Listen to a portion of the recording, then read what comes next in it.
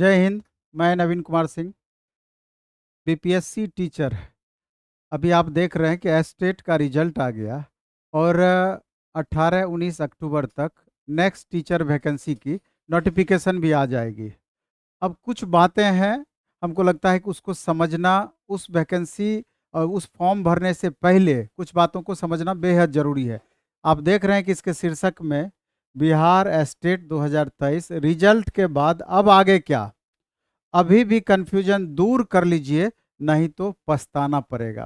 क्योंकि अभी 2 दिन से हम लगातार देख रहे हैं कि बहुत सारे स्टूडेंट कई तरीके का सवाल लगातार हमसे फ़ोन करके या ऑफिस आकर के पूछ रहे हैं। तो निश्चित रूप से जो सवाल उन तमाम छात्रों का है, यही सवाल बहुत वैसे छात्रों का भी हो सकता है जो कि दूर दराज हैं, जिनसे अभी हमारी बात नहीं हो पा रही है। लेकिन जो छात्र स्टेट में पास किए हैं, तो बहुत सारा कन्फ्यूजन अभी भी हो सकता है।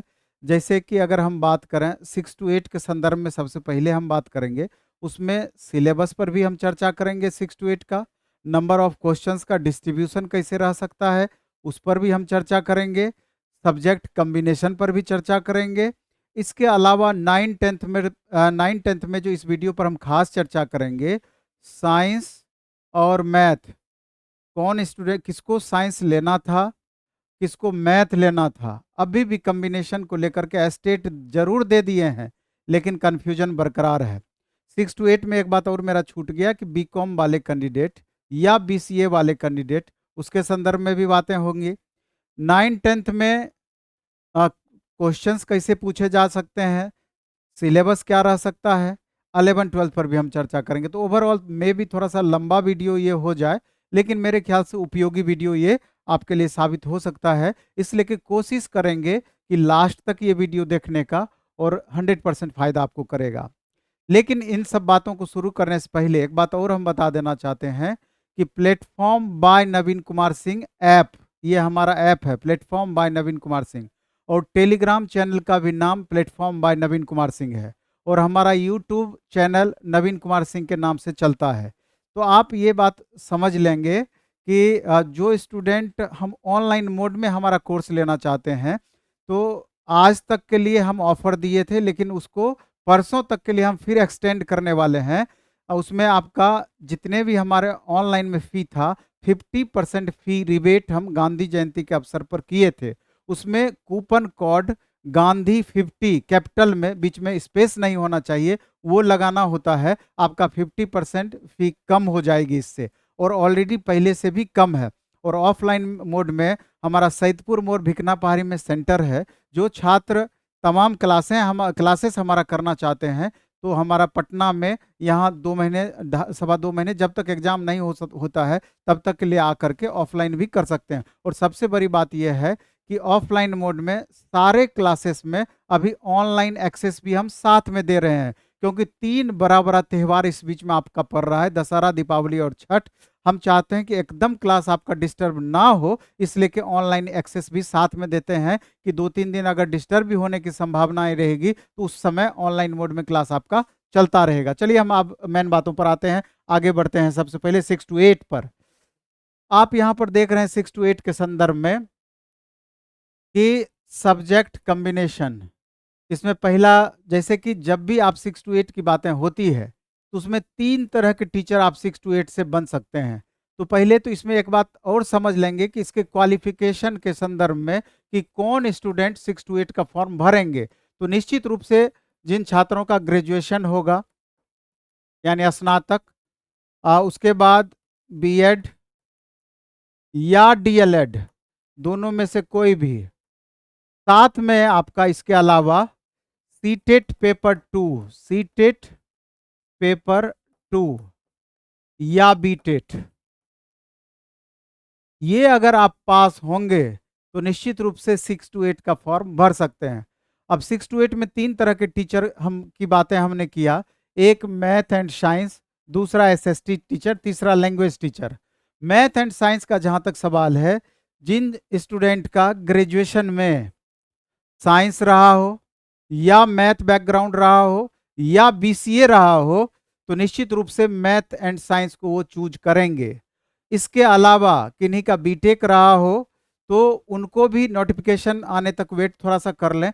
निश्चित रूप से उनको भी, क्योंकि वो ग्रेजुएशन के समकक्ष डिग्री होता है, तो अलाउ यहाँ पर हो ही जाएगा, परेशानी नहीं होना है। तो ये सारे स्टूडेंट मैथ एंड साइंस को चूज करेंगे। यानी कहने का मेरा मतलब है, जिनका फिजिक्स केमिस्ट्री मैथ ग्रेजुएशन में रहा है, अथवा बॉटनी जूलॉजी केमिस्ट्री रहा है ग्रेजुएशन में, तो वो मैथ और साइंस के कॉम्बिनेशन में भाग लेंगे।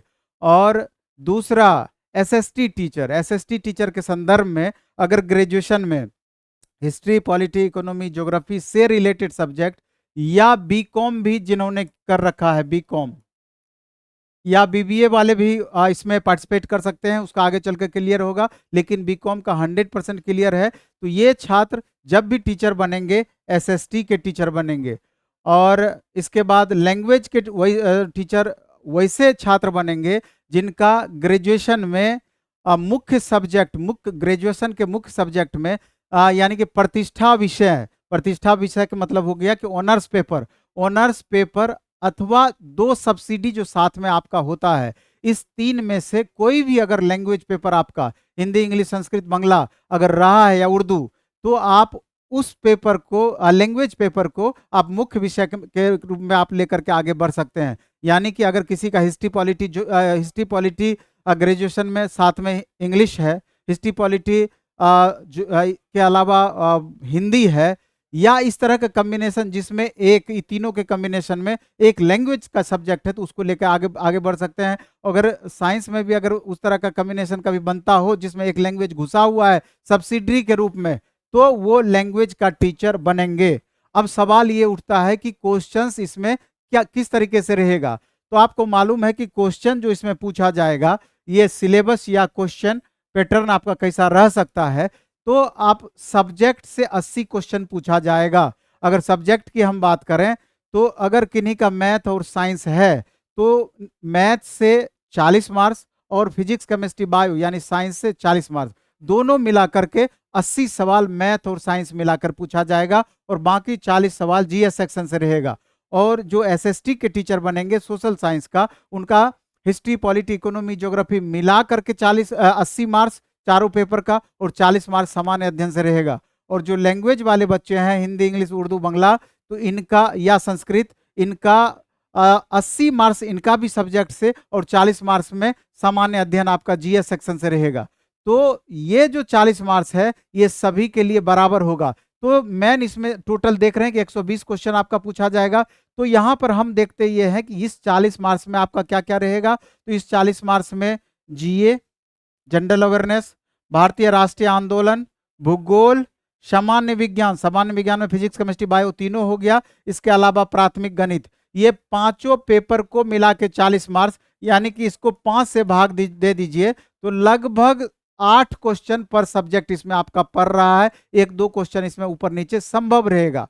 तो आप समझ गए होंगे कि सिलेबस इसका क्वेश्चन पैटर्न कैसा रह सकता है।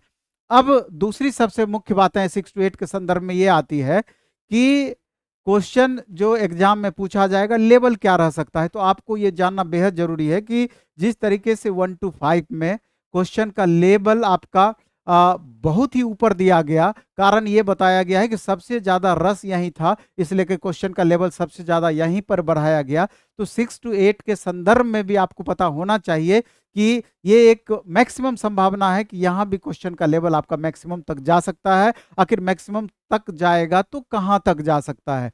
तो हमारा अपना मानना है कि कम से कम +2 लेवल तक निश्चित रूप से 6 to 8 का क्वेश्चन का लेवल आपका बढ़ाया जा सकता है। इसलिए 6 to 8 के बच्चे जब भी तैयारी करें तो +2 लेवल तक निश्चित रूप से अपना लेवल को बढ़ाने का प्रयास करें। नहीं तो वहां तक के लेवल को अगर आप अच्छे से टच नहीं कर पाते हैं तो एग्जाम में परेशानियां आपके साथ हो सकती है। इन बातों को निश्चित रूप से ध्यान देना चाहिए।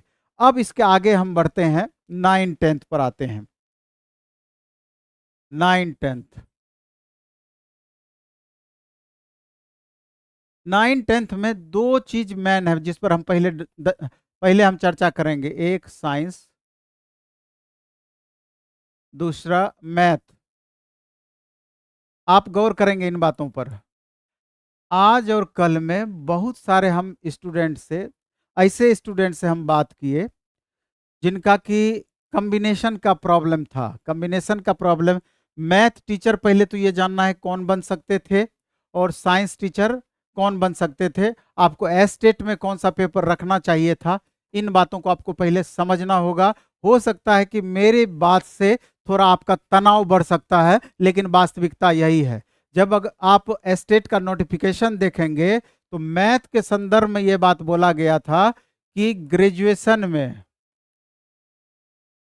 आपका जो सब्जेक्ट कॉम्बिनेशन होना चाहिए था, मैथ के साथ में फिजिक्स अथवा केमिस्ट्री अथवा इलेक्ट्रॉनिक्स,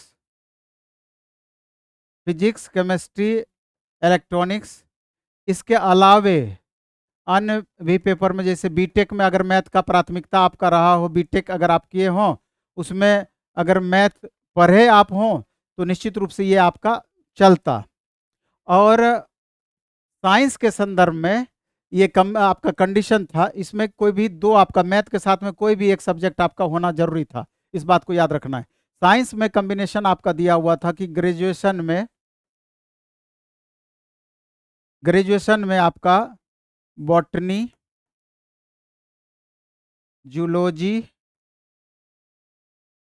केमिस्ट्री, इस तीनों का कॉम्बिनेशन आपका जरूरी था। इस तीनों का कॉम्बिनेशन अगर ये पेपर आपका रहा होता, या इसके बाद बायोटेक्नोलॉजी या माइक्रोबायोलॉजी, अगर किन्हीं का ये पेपर रहा होगा तो निश्चित रूप से एस्टेट उनको साइंस से भरना चाहिए था।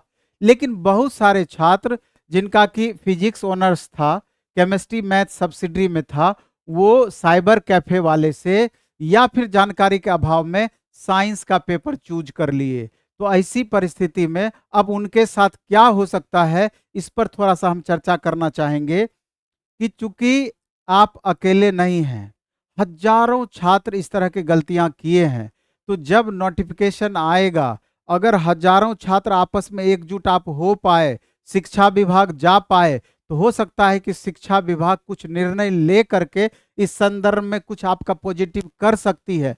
नहीं तो प्रॉब्लम थोड़ा आपके लिए निश्चित रूप से क्रिएट हो सकता है। इस बात को समझ लेना है। ये बात हम नहीं बोल रहे हैं, आप उस समय का नोटिफिकेशन एस्टेट का देख लीजिए, वहां स्पष्ट रूप से ये बात दिया हुआ है। क्योंकि 2 दिन में कम से कम 50 बच्चे से हम बात किए हैं जो इस कॉम्बिनेशन के गड़बड़ी के कारण दौड़ से बाहर होने के कगार पर आ चुके हैं। तो वैसे बच्चों को मेरा सलाह होगा पर्सनली कि आप अपना तैयारी दोनों पेपर को लेकर के, साइंस और मैथ को लेकर के कंटिन्यू रखें, और जब नोटिफिकेशन आएगा तो उस समय की परिस्थिति पर आप ध्यान रखें। क्योंकि 21 लड़कों की एक टीम ने ऑलरेडी साइंस में इसी कॉम्बिनेशन को हुए प्रॉब्लम को लेकर के हाई कोर्ट में केस कर रखा है, लेकिन अभी तक उसकी सुनवाई स्टार्ट नहीं हुई है।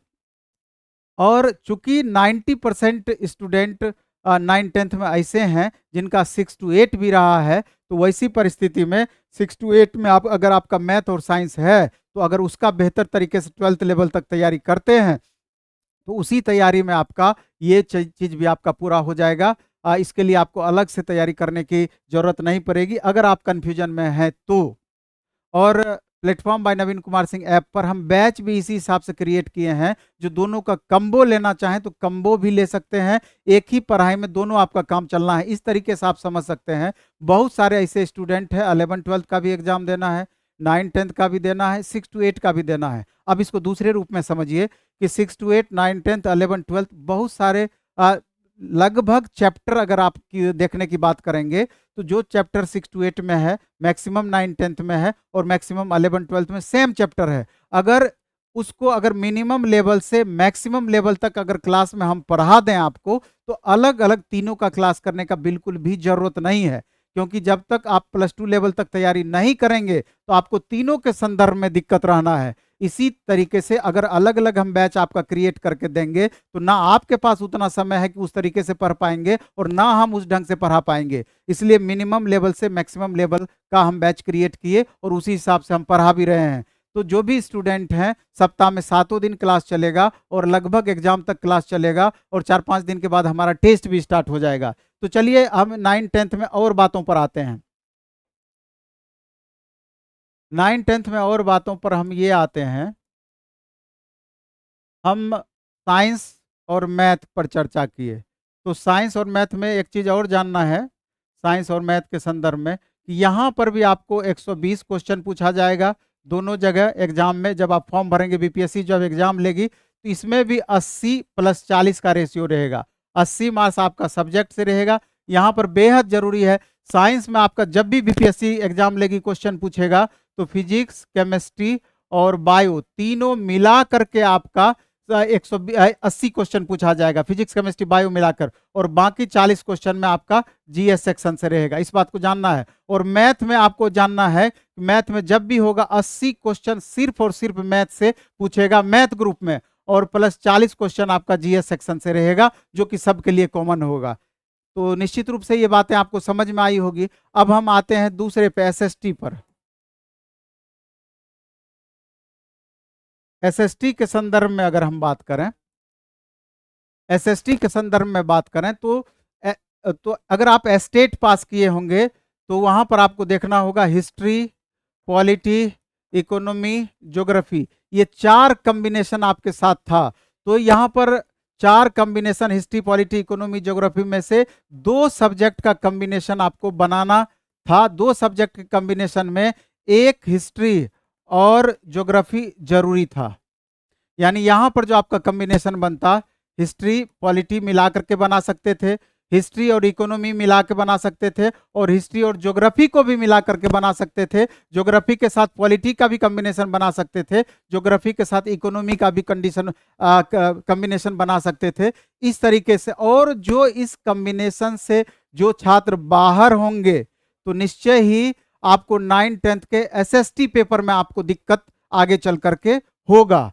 और इसमें भी जो क्वेश्चन 120 पूछा जाएगा, 120 क्वेश्चन में 80 क्वेश्चन आपका कॉम्बिनेशन से रहेगा। यानी 2 पेपर, हिस्ट्री के साथ पॉलिटी, हिस्ट्री के साथ ज्योग्राफी, हिस्ट्री के साथ इकोनॉमी, जो कॉम्बिनेशन आप रखते हैं, या ज्योग्राफी के साथ पॉलिटी या ज्योग्राफी के साथ इकोनॉमी, उससे आपका 80 क्वेश्चन प्लस 40 क्वेश्चन आपका यहाँ पर जीएस सेक्शन से रहना है।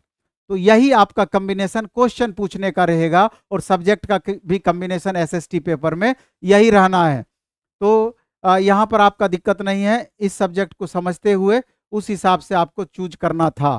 तो अगर इस तरह का आप चूज करके तैयारी करते हैं तो कहीं किसी तरह का प्रॉब्लम नहीं है। और इसमें भी अपना लेवल निश्चय ही +2 लेवल तक तो लेकर के जाएंगे ही 9th-10th के संदर्भ में, और इससे थोड़ा ऊपर भी लेवल ग्रेजुएशन तक भाग सकते हैं। लेकिन +2 लेवल तक अगर अच्छे से कर लेते हैं तो मेरे ख्याल से क्वेश्चन छूटने की संभावनाएं आपकी नहीं रहेगी।